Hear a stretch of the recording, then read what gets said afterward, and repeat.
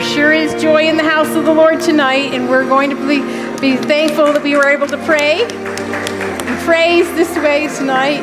And now I'm going to call you forward. Now I'm ready. Just making sure this is on. Please, you can use that stool. Hello. Can we turn that up, please? First off, thank you for having me here today. I appreciate a chance to share my story. This is the first time I've shared my story at a church with fellow believers of Christ. So it's definitely something that I feel like the Lord has wanted me to do for a while now. So I'm nervous, but I am grateful for the opportunity.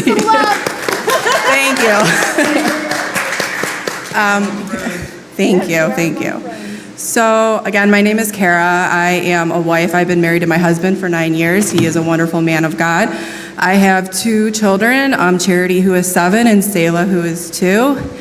And I am a grateful and recovering sexaholic and compulsive overeater. So I just want to share a little bit of my testimony with being in recovery. I know that sexaholic, that's not something that's talked about, especially in the church, but I feel like it's something that does need to be talked about. There's a lot of people struggling, and there's not really a place in the church to talk about it. It's something that's uncomfortable. So I'm going to be uncomfortable today and share with you guys. So to start sharing some of my testimony, it really goes back to looking at my grandparents, and honestly probably generations before them. Both my grandfathers, they were addicts, both alcoholics, substance use as well.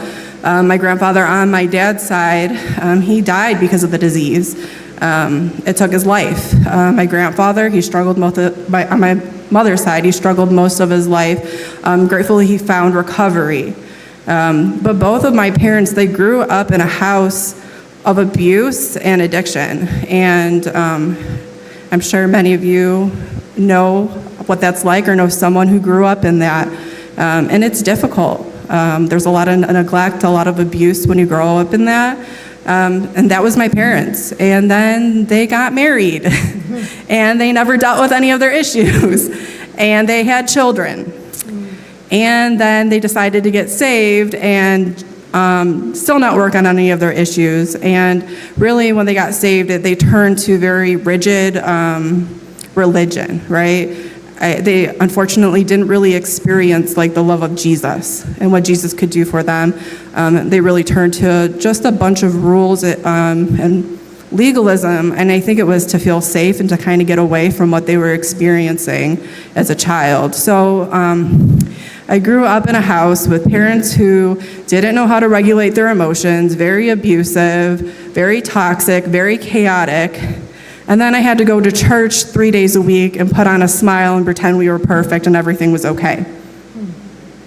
And it was very confusing, and I learned to just dissociate. I learned to just check out. At the age of 5, I started compulsively masturbating. That was my way of just dealing with the stress in the home. I remember my dad pulling up and just hearing his truck pulling up onto the driveway. I felt the anxiety in my body. I felt my nervous system going crazy. And that was just my way to cope. And I lived in the world of fantasy. I lived in the world of thinking about someone who would come and save and rescue me. And masturbation was also a way to just deal with the stress, to calm my body. I learned at 5 years old, this is a way I can deal with my stress. And as I got older, I realized, and I always knew there was shame around it. Like, I didn't want anyone to know about it. And I thought as I got older, something was morally wrong with me. I would try to stop, and I couldn't stop. So there was just a lot of shame around it, and I felt it was really hard for me to go to God because I felt so much shame.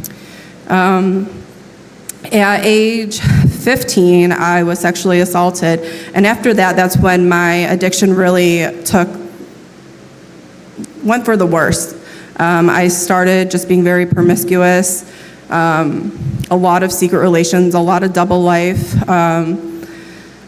And when I was 18 and I could finally get out of my house, I decided to move to Kansas City, and I went to the International House of Prayer. I don't know if any of you are familiar with that, but it's a Bible college.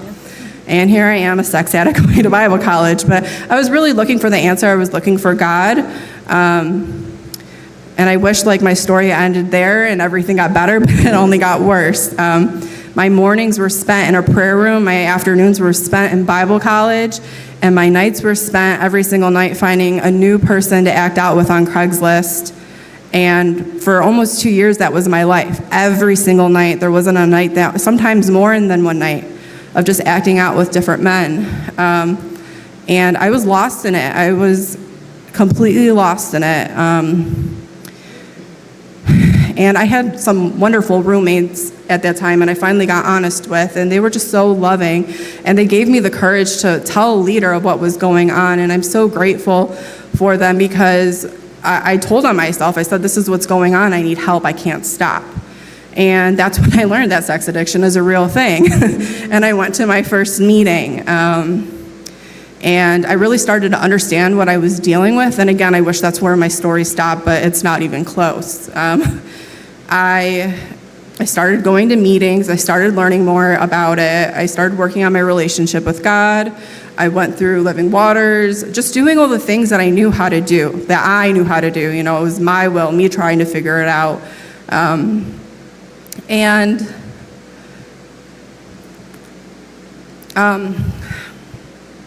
Excuse me.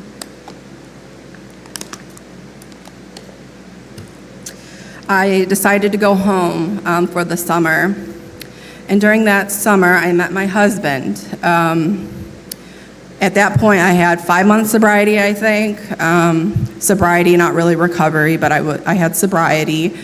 And we fell in love and we got married. And again, I'd never really dealt with my issues. I just jumped right into a marriage. From the day we met to the day I said I do, it was 9 months. It was very short. And during that time, I was struggling with fantasy and masturbation. I had stopped acting out with men. But once I had my first daughter 2 years into the marriage, all of that recovery that I had, or sobriety I had, went out the window. I started acting out, and I started stepping outside of my marriage. And not with just one or two, but honestly with hundreds. It was really bad. And I am so grateful for my husband because he has stayed with me through all of this. My husband also comes from a household where there's a lot of addiction. You know, he experienced a lot as well. But I'm standing here today saying that there's hope. I don't know if there's anyone here who's struggling with it, because I have struggled with it for literally my whole life. And there was times where I didn't think I could stop. It was just, I felt so stuck in it. I felt so lost in it. And so much shame. You know, I thought I could deal with alcohol, I could deal with drugs, but why does it have to be sex addiction, right? Why does it have to be this? And it just is. It's my story. It's how I coped with things. But what I want to share with you today, more importantly, outside of all of my acting out and that part of my testimony, is really where I'm at today. If you could pull up my verse. I can't see that, so I'll read it off my phone.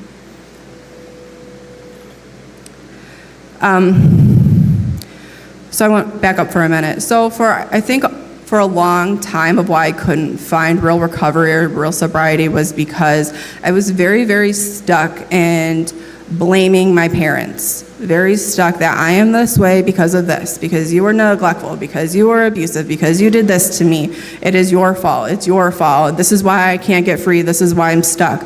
I spent years in that, just sitting in that, of not taking any responsibility for my own actions, not taking any responsibility for my own recovery and my own life, just pointing the finger and saying, if I didn't go through this, I wouldn't be like this. And that's why I couldn't get sober, and that's why I couldn't find recovery, because I was just so stuck in this victim mentality. I couldn't even see that I'd become the perpetrator. I had now become the person that my parents were, that I was so angry at, right? And it wasn't even about me, really. My parents were doing the best they could. They grew up in broken homes. My grandparents were probably doing the best they could.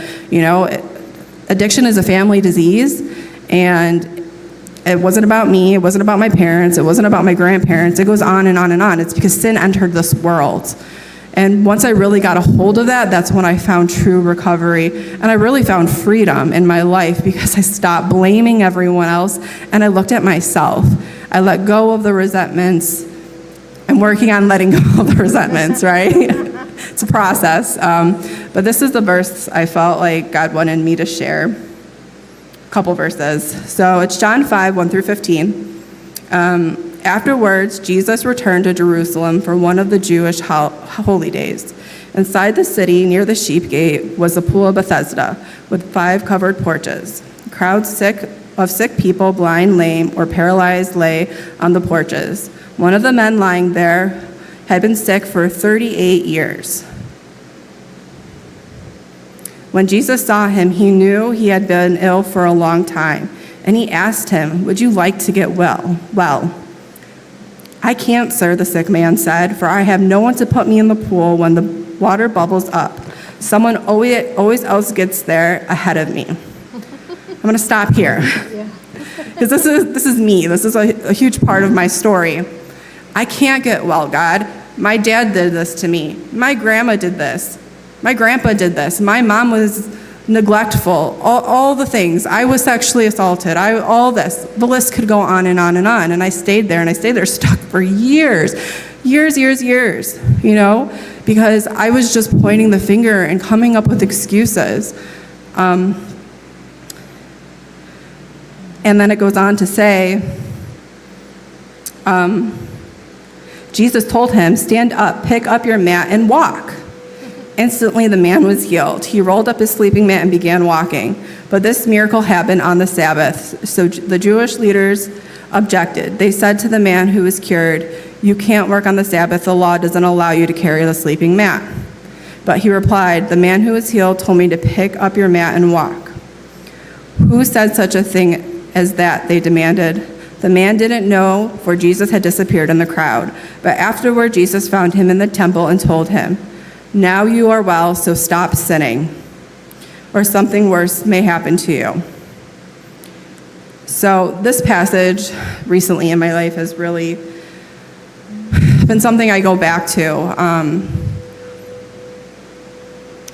I feel like Jesus is just asking me, do you want to be well? Do you want to be well? For a long time, I don't think I wanted to be well, to be honest. I wanted to be mad. I wanted to be angry. I wanted to be resentful. I wanted to blame. And I didn't want to take responsibility. Didn't want to take responsibility for my actions, that I had now become the offender, that I had now done horrible things to a loving man. I had now neglected my children in ways I never thought I would. I was the offender. And I'm sitting there pointing fingers at my dad, at my mom. And that's just kind of where I'm at in my journey right now in recovery. I still have a long ways to go. I also mentioned I'm struggling with compulsive eating, and that's kind of something new I've added to my recovery. But I know and I believe with all of my heart that He restores us to sanity, and I'm just grateful for that. So thank you for listening to my testimony.